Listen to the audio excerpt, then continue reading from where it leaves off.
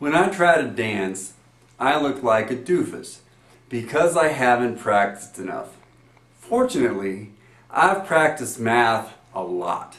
As a student, I worked every assigned problem in all my math and science courses. Many problems I worked twice. Without practice, watching these videos won't make you any better at math than watching Dancing with the Stars will make you a better dancer. Okay, now we're having a look at section 12.5, number 32, and you should be aware that I've changed the numbers a little bit so as not to deprive you of the opportunity for practice. So it wants us to describe the region of R3 represented by this inequality, and we're going to use the same idea, problem-solving format that you may have seen in other classes.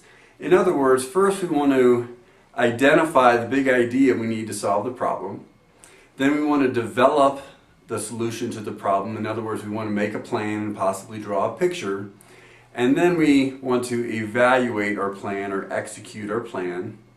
And then we want to step back and assess, use some common sense ideas to see whether or not our solution is likely to be right. Does it make sense? Did we actually answer the question that was asked? So first we want to identify the big idea. And the big idea here is, well, one idea is what is R3? Well, R3 is just three-dimensional space, and it's the fancy language that mathematicians use just to describe three-dimensional space, and we have an inequality. So the general approach that we're going to take is we're going to determine what the surface is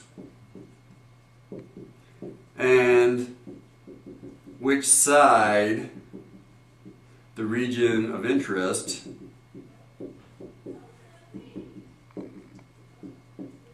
is on.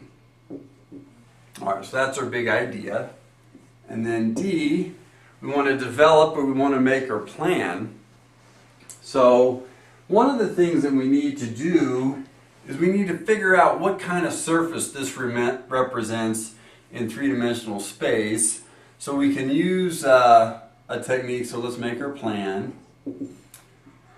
to complete the square.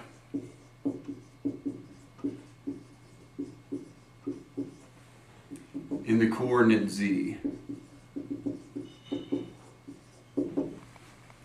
In other words, this is sort of suggestive of a sphere, right? If we had x squared plus y squared plus z squared is greater than, say, 1, then that equality would represent a sphere of radius 1 centered at the origin.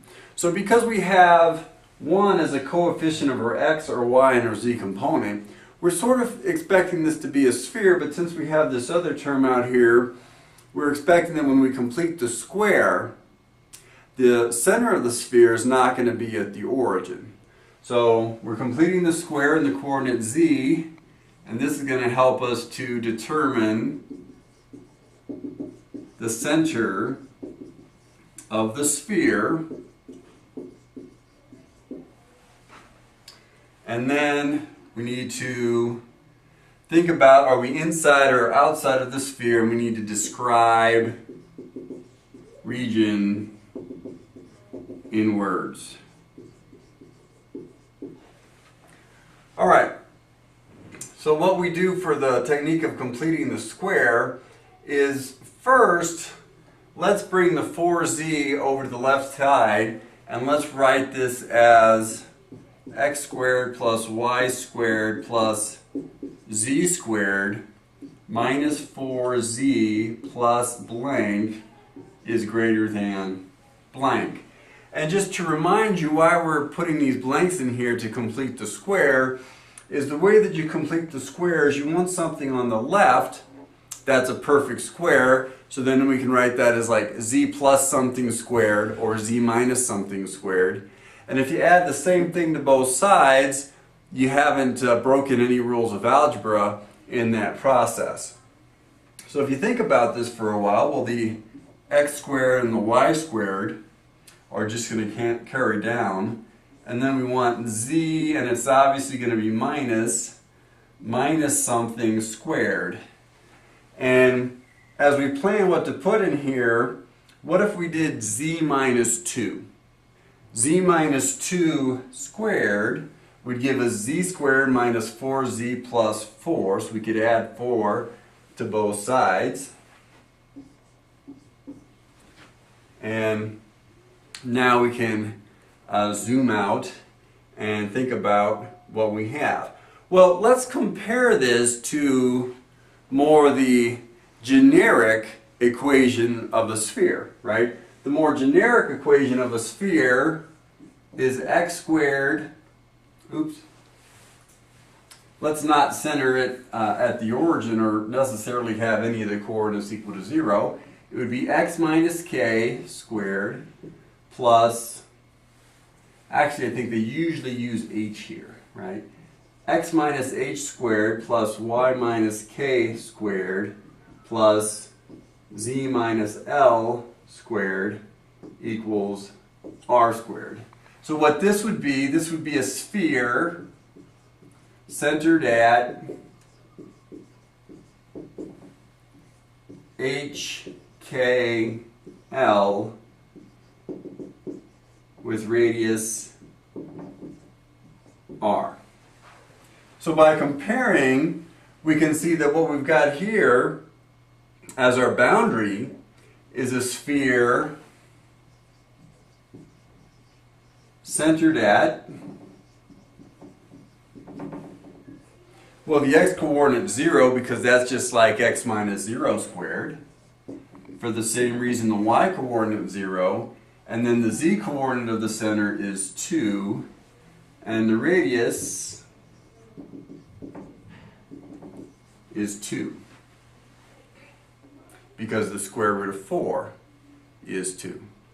So now we just need to consider our inequality and whether or not the region of interest is outside the sphere or inside the sphere. So since we're really interested in the region that's greater than 4 here, where the region of space of interest is the region outside the sphere. So to complete our description in words, is where the inequality, the original inequality describes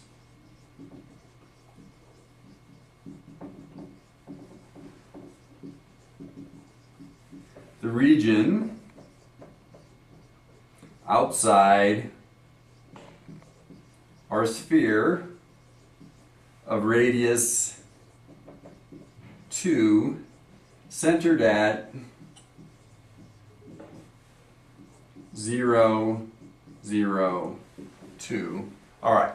So let's back up a minute. We identified, we developed, and this was the point where we started to evaluate here, and this was our answer. Now let's think about, well, how would we assess whether or not the answer makes sense? Well, zooming out, we think about, did we answer the question? Well, the question was to describe the region represented by the inequality. So we're expecting that the region, because it's an inequality, and just like two-dimensional regions that are represented by inequalities end up extending infinitely, at least in some direction, if not in all directions, we have a region outside of a sphere, so it keeps extending in all directions. So we've at least described it in a way that's consistent and that makes sense with the information we've been given.